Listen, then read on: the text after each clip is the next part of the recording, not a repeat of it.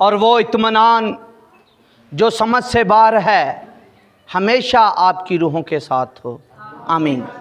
आज का पैगाम जो मेरे दिल में है आपके लिए वो ये है, मसीह की कलीसिया में, किससे जी?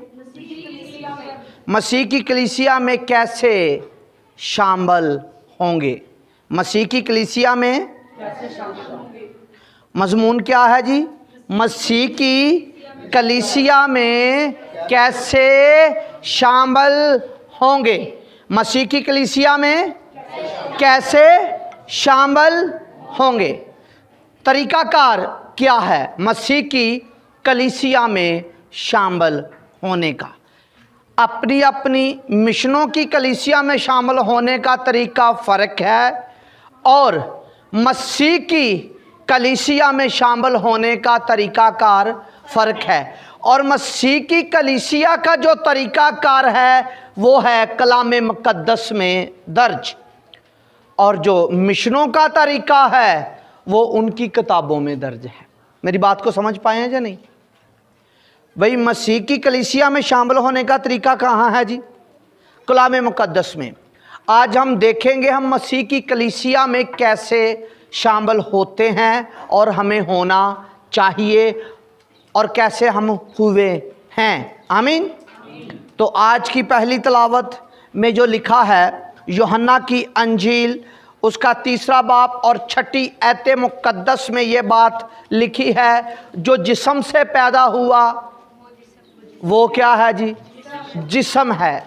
जो जिस्म से पैदा हुआ, जो जिस्म से पैदा हुआ, सबने निकाल लिया जी? मैं चाहूँगा भाई तिलावत करे ज़रा। इसके 15 पॉइंट है जो हमने आज सीखने हैं। कितने जी? मसीह की कलीसिया में शामिल होने के कितने पॉइंट हैं जी? 15 पॉइंट हैं। कितने जी? 15 जी। यूहन्ना की अंजील उसका 3 बाब और उसकी 6 आयत। जो जिस्म से पैदा हुआ है जिस्म है, और जो रूह से पैदा हुआ है रूह है। रूह है। जो जिस्म से पैदा हुआ और जो रूह से पैदा हुआ वो रूह है। जिस्म से पैदा होना इतना काफ़ी नहीं है। हम मसीही घराने में पैदा हुए तो वो जिस्म के साथ पैदा हुए। मसीही घराने में पैदा होने से आदमी मसीह की कलीसिया में शामिल नहीं होता, क्योंकि वो जिस्म से पैदा हुआ, वो जिस्म है। तो ये काफ़ी नहीं है जिस्म से पैदा होकर, वो आप किसी के भी घर में पैदा हो तो आप जिस्म में हैं। गैर कौमों के घर में पैदा हो तो फिर भी जिस्म से हैं। अगर मसीही घर में पैदा हुए तो फिर भी जिस्म में हैं। और मसीह की कलीसिया में शामिल होने का जो तरीका है वो ये है, पहले आदमी नए सिरे से पैदा होता है, और जो नए सिरे से पैदा होता है वो मसीह की कलीसिया में शामिल होता है। किससे जी? जो नए सिरे से पैदा होता है। नए सिरे से पैदा होना क्या है? नए सिरे से पैदा होना ये है, तुम फानी तुखम से नहीं, तुम फानी तुखम से नहीं, तुम्हारा वास्ता जिस्म के साथ नहीं, ना इंसान के इरादे के साथ, ना इंसान की ख्वाहिश के साथ। और जो कोई खुदा से पैदा हुआ, जो कोई खुदा से पैदा हुआ वो रूह से पैदा हुआ, और जो कोई खुदा से पैदा हुआ उसको हक बख्शा गया, यानी कि वो अब्बा यानी है बाप कहकर पुकार सके। मसीह की कलीसिया में पैदा होने का एक तरीका मैंने बताया आपको। क्या जी? नए सिरे से पैदा होना। नए सिरे से पैदा कैसे होना है जी? गैर फानी तुखम से नहीं। मैं चाहता हूँ, अगर आप आगे आगे बोल रहे हैं तो मैं चाहता हूँ हवाला पढ़ा जाए। जी जी, मैं चाहूँगा पतरस का हवाला कोट कर लिया जाए, अच्छा होगा। पतरस का खत,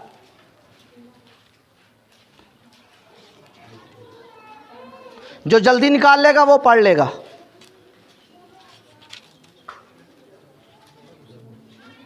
तेईस आयत।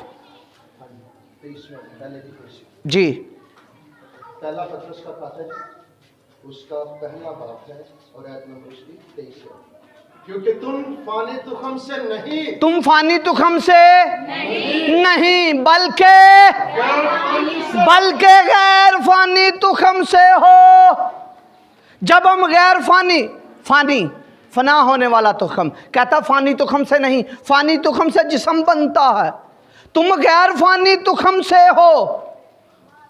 गैर फानी तुखम से मुराद खुदा से पैदा होना, उस जलाल से पैदा होना, उस जात से पैदा होना।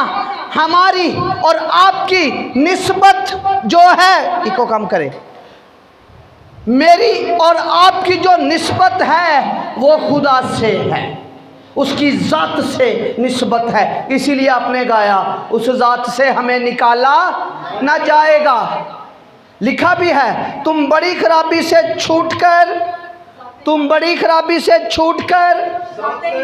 ज़ाते लाही में शरीक हो जाओ। किससे छूटकर जी? बड़ी खराबी से छूटकर किस में शरीक हो जाओ जी? बोलिए। ज़ाते इलाही में शरीक हो जाओ। जब हम नए सिरे से पैदा होते हैं तो हम उस ज़ात में शरीक होते हैं। पहला पॉइंट, जब हमने मसीह की कलीसिया में शामिल होना है तो पहले क्या करना पड़ेगा जी? नए सिरे से पैदा होना पड़ेगा। और नए सिरे से पैदा होने से मुराद ये भी लिया जाता है रूह। जो कोई आदमी रूह से पैदा होगा वो खुदा से पैदा होगा। रूह से मुराद ज़ात भी होता है। रूह के मुराद ज़ात की कसरत, रूह के साथ खुदा की ज़ात में शामिल होना।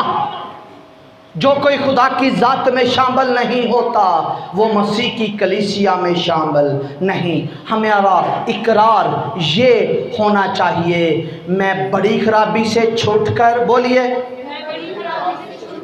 उस वादे के सवाब से ज़ाते इलाही में शरीक हो गया। मैं भी शरीक हुआ हूँ उस ज़ाते इलाही में। ये है जी पहला पॉइंट। अब हम दूसरा पॉइंट देखेंगे। यूहन्ना की अंजील बाप नंबर 3 और आयत नंबर 16। आयत नंबर कितनी है जी? 16 जी।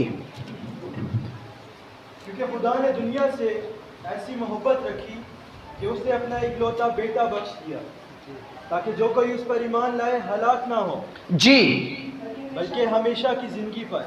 जी, हमेशा की ज़िंदगी। मसीह की कलीसिया में शामिल होने के लिए दूसरा जो तरीका है वो क्या है जी? ईमान। क्या है जी? ईमान। दूसरा पॉइंट क्या है जी? ईमान। ईमान क्या लाना है? ईमान ये लाना है यीशु मसीह खुदा का बेटा है। बोलिए,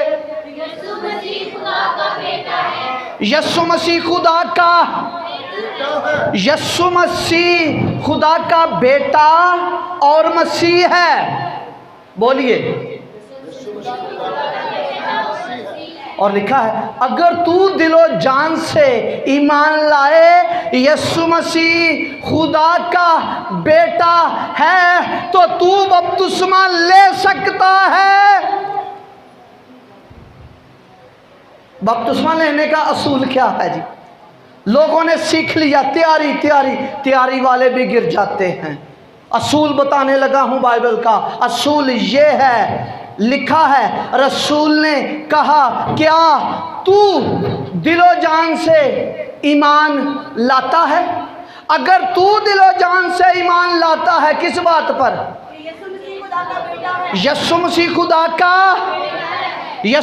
खुदा का और बेटा खुदा है। अगर तू दिलो जान से ईमान लाए, यीशु मसीह खुदा का बेटा है और जो बेटा है वो खुदा है। अगर तू ईमान लाए वो खुदा है। अगर तू ईमान लाए यीशु मसीह खुदा का बेटा है, जो मसीह है वो खुदा का बेटा है, और तू बपतिस्मा, ये दूसरा पॉइंट है ईमान लाना मसीह पर। मसीह पर यह भी मान लाना है वो खुदा का बेटा है। सुनिए, मसीह पर यह भी मान लाना है खुदा कादरे मुतलिक, बोलिए बेटा कादरे मुतलिक, रुल कुद्दस कादरे मुतलिक, फिर भी तीन कादरे मुतलिक नहीं, बल्कि एक ही है जो कादरे मुतलिक है,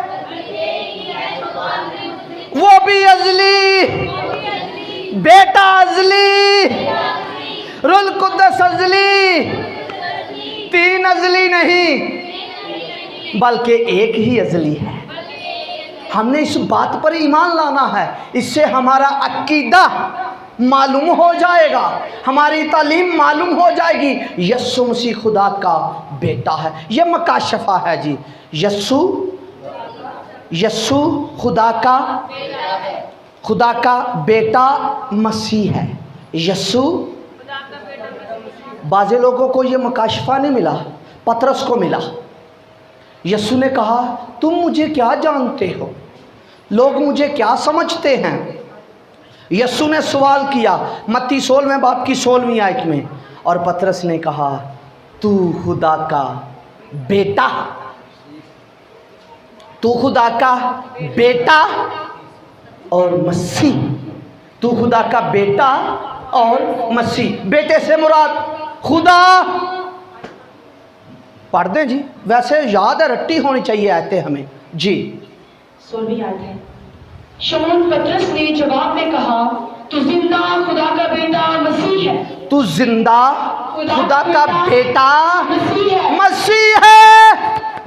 उसको खुदामंद भी किया और मसीह भी किया। तीन खुदामंद नहीं है जी। खुदामंद यहोवा, खुदामंद यस्सु, खुदामंद रुल कुद्दस। तीन खुदामंद नहीं बल्कि एक ही खुदामंद है। क्यों एक मैं बार बार कह रहा हूं? क्योंकि इसकी ज़ात की कसरत है, इसके जौहर की कसरत है। ये तीनों का जौहर एक है, तीनों की ज़ात एक है और तीनों की इलोहियत एक है। तीनों का जलाल बराबर है, तीनों की अजमत बराबर है। कोई तीनों से बड़ा और छोटा नहीं। ज़ात के अतबार से, अकनोमियत के अतबार से इनकी अकनोमियत फ़र्क है। बाप की अकनोमियत और बेटे की अकनोमियत और रुल कुद्दस की अकनोमियत और है। तो इसलिए हमारा ईमान होना चाहिए, इसकी ज़ात की कसरत है। और यीशु मसीह लामहदूद है। यीशु मसीह हर जगह पर मौजूद है। बाप लामहदूद, रुल कुद्दस लामहदूद। हमारा ईमान होना चाहिए यीशु मसीह खुदा है। बोलिए यीशु मसीह और मसीह है। यीशु मसीह खुदा है और इंसान है। खुदा बेटे से मुराद लिया जाए खुदा। मकाशफा क्या है जो यूहन्ना और उसको मिला पतरस को, उसने कहा ये गोश्त और खून ने नहीं बल्कि मेरे बाप ने तुझ पर ये बात। इसमें बात ज़ाहिर वाली क्या है? मकाशफा क्या है? मकाशफा ये है जो बेटा है वो खुदा है। मिसाल दे देता हूँ, शेर का बच्चा, इंसान का बच्चा, हिमान का बच्चा, परिंदों का बच्चा, पौधों का बच्चा, खुदा का बच्चा, खुदा का बेटा। आवाज काट आई है जरा। खुदा का बेटा, बेटे से मुराद खुदा और मसीह से मुराद इंसान। हमारा ये ईमान होना चाहिए बेटा खुदा है और मसीह इंसान है। इसी बेटे ने क्या किया जो खुदा था? जब मसीह हुआ तो वो बशरियत को इलोहियत में ले गया। बशरियत को क्या किया जी? आपने वो ये मेरा मैसेज सुना होगा जो ईद सौद पर आए थे। ईद सौद की बड़ी बात यही है, वो बशर को इलोहियत में ले गया। बशर को कहाँ ले गया जी? बेशक हम मनाए या ना मनाए, हमें मनानी चाहिए। इतना बड़ा काम हुआ है। ये 4 ईदें हैं मसीहों की, जिनका तल्लक खुदा की ज़ात के साथ, जिनका तल्लक आलमे बाला के साथ, जिसका तल्लक आसमानों के साथ, वो 4 की 4 ईदें आसमानी हैं। इसलिए अब ईद पेंतीकोस आने वाली है 5 तारीख को, इसका भी तल्लक आलमे बाला से है। ये भी आलमे बाला का लिबास है, ये भी आलमे बाला का कुव्वत देने वाला। रूह सिर्फ कुव्वत नहीं है, कुव्वत देता है। रूह सिर्फ मददगार नहीं है, रूह खुदा है। रूहुल कुद्दस क्या है? खुदा। रूहुल कुद्दस क्या है जी? खुदा। तो 3 खुदा का हमें इस बात पर भी ईमान रखना चाहिए, खुदाए सलूस पर। और जो खुदाए सलूस पर ईमान नहीं रखता वो मसीह की कलीसिया में शामिल नहीं हो सकता। वो कलीसिया से बाहर निकाल दिया जाए। वो कलीसिया से क्या किया जाए जी? बाहर निकाल दिया जाए। खुदाए सलूस पर ईमान, खुदाए सलूस का जलाल एक, खुदाए सलूस का दर्जा एक, खुदाए सलूस का तल्लक आलमे बाला से, नूर के आलम से, नूर के जलाल से, नूर से, जलाल से, ज़ात से। तो ये है दूसरा पॉइंट, इस पर हमें ईमान लाना चाहिए। इस बात पर भी हमें ईमान लाना चाहिए। किस बात पर जी? मैं चाहता हूँ हवाला पढ़िया जाए। 4था पॉइंट जी, यूहन्ना की अंजील उसका 4था बाब और 16वीं आयत जी।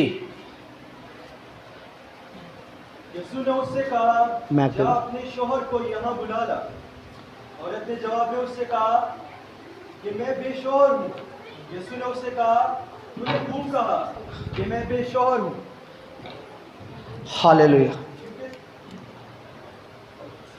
क्योंकि तू 5 शोहर कर चुकी है और जिसके पास। सर आप आयत गलत पढ़ रहे हैं।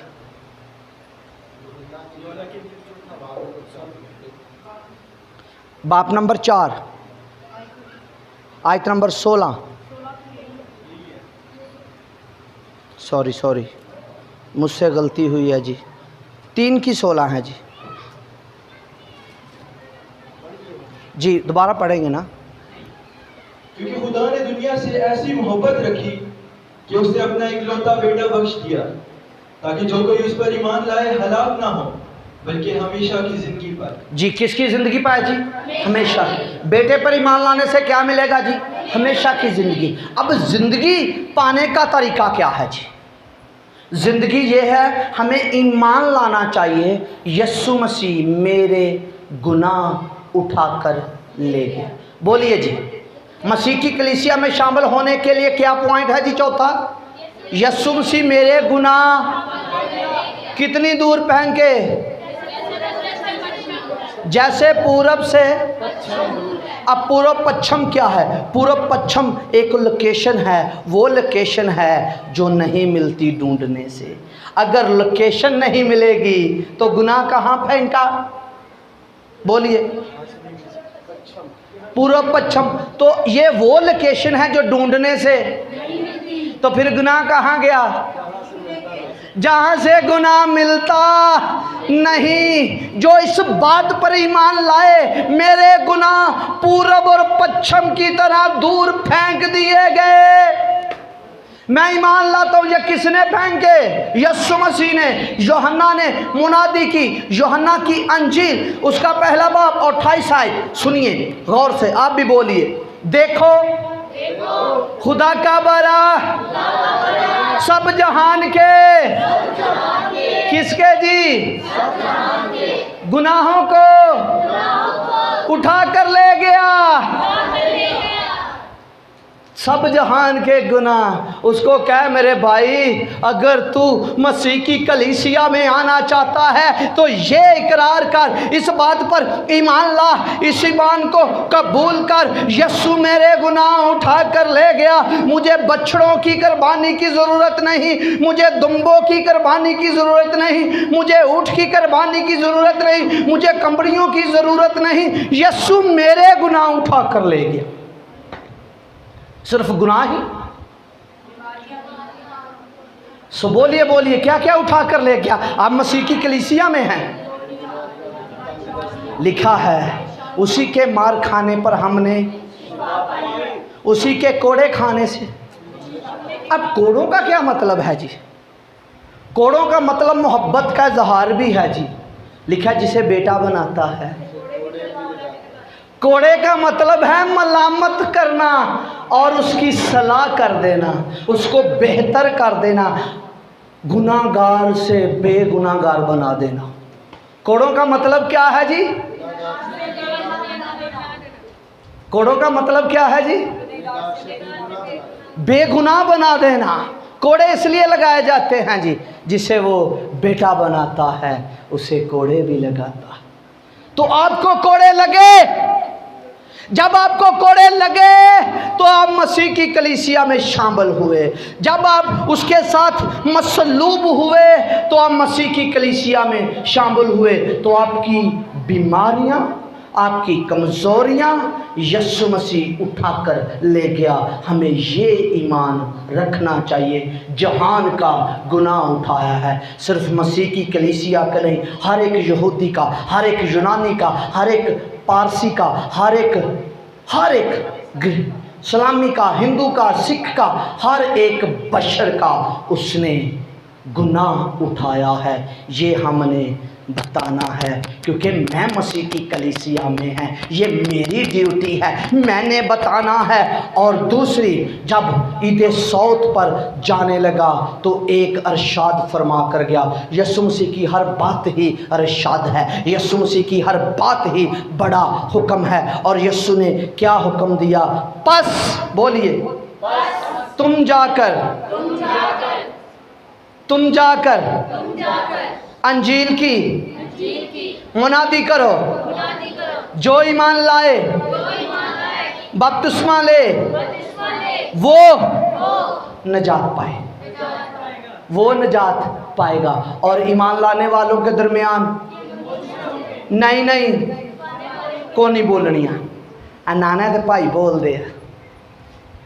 जो ईमान लाएगा, जो मसीह की कलीसिया में शामिल होगा, तौबा करेगा, खुशखबरी को कबूल करेगा, तौबा करने के बाद, खुशखबरी को कबूल करने के बाद हर आदमी को चाहिए पानी का बपतिस्मा ले। क्या करे जी? किसका बपतिस्मा ले जी? पानी का बपतिस्मा ले। और जो बपतिस्मा लेगा वो नजात पाएगा। वो क्या करेगा जी? वो नजात पाएगा। बगैर यीशु मसीह के नजात नहीं मिल सकती, बगैर यीशु मसीह के नजात नहीं मिल सकती। मरकज़ की अंजील में है, यीशु ने कहा आसमान की बादशाही, आसमान की बादशाही कहाँ है जी? तुम्हारे पास। आपको बादशाह बनाया गया, आपको बादशाही दी गई, मुनादी की गई है जी। ज़रा निकालिए मरकज़ की अंजील, उसका पहला बाब और 14वीं आयत मुकद्दस।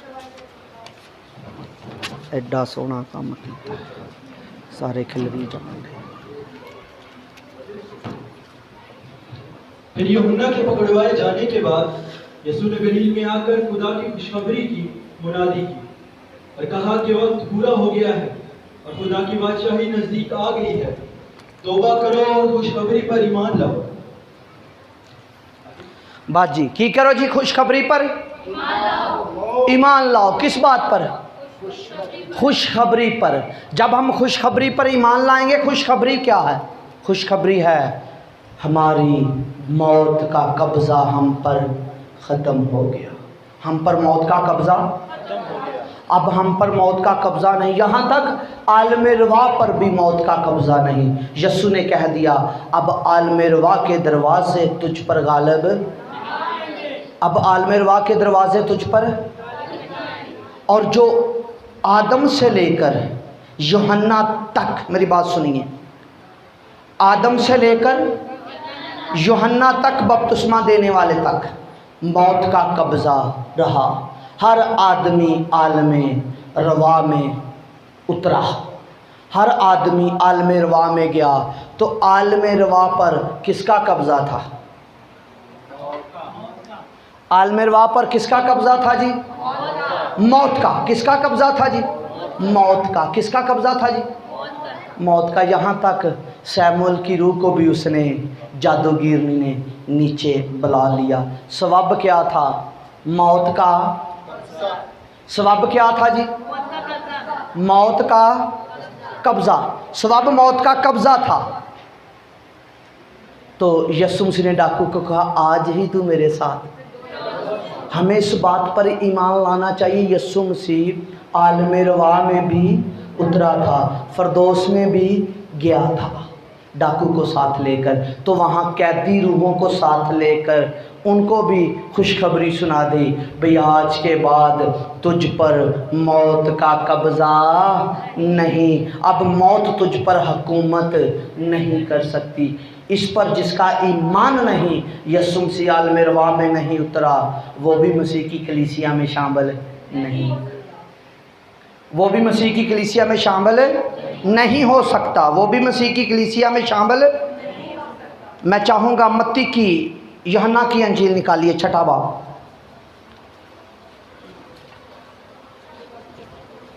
चालीस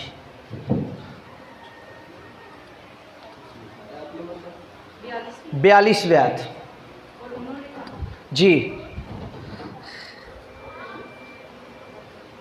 और उन्होंने कहा क्या ये यूसुफ का बेटा यीशु नहीं, जिसके बाप और माँ को हम जानते हैं?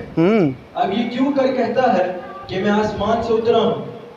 यीशु ने जवाब में उनसे कहा आपस में ना बुड़बुड़ाओ, कोई मेरे पास नहीं आ सकता जब तक बाप जिसने मुझे भेजा है उसे खींच ना ले। जी, कौन कलीसिया में शामिल होगा? जिसको बाप चाहेगा, जिसको बाप खींचे। तो आप पर फजल हुआ है, आप पर मेहरबानी हुई है, बाप ने आपको खींच लिया। बाप ने क्या किया है जी? आपको खींच लिया है। बाप ने आपको बुलाया है, बाप ने आपको चुना है। बाप ने क्या किया है जी? आपको चुन लिया है। मैं चाहूँगा तीसरे बाप की 18वीं आयत मुकद्दस भी पढ़े, यूहन्ना की जी। जो उस पर ईमान लाता है उस पर सजा का हुक्म नहीं होता। जी, ये भी असूल है, जो यस्सु पर ईमान लाएगा उस पर सजा का हुक्म नहीं, और जो नहीं लाता उस पर हो चुका। जो यस्सु को कबूल नहीं करता उस पर हुक्म सजा का हो चुका है, उस पर हुक्म हो गया है। और जो ईमान ले आता है उस पर सजा का हुक्म नहीं, उस पर खुदा सजा का हुक्म नहीं होता। तो इसलिए रोमियो में लिखा है, क्या लिखा है? अब जो मसीह यीशु में है उन पर सजा का हुक्म नहीं। जो मसीह की कलीसिया में है उस पर सजा का हुक्म नहीं। मसीह की कलीसिया मसीह की मानत, मसीह की कलीसिया जलाली कलीसिया, मसीह की कलीसिया जलाल वाली कलीसिया, मसीह की कलीसिया कलाम से गुसल वाली कलीसिया, जिसके चेहरे पर कोई दाग, कोई झुर्री, कोई धब्बा नहीं, बेऐब बेदाग कलाम से की गई। तो कलाम से कलीसिया पाक हुई, कलाम से गुसल वाली कलीसिया। और रूहुल कुद्दस का नज़ूल पर भी ईमान लाए, कलीसिया रूहुल कुद्दस के नज़ूल पर भी ईमान लाए। आमीन। खुदा इस कलाम के वसीला से आपको बरकत दे।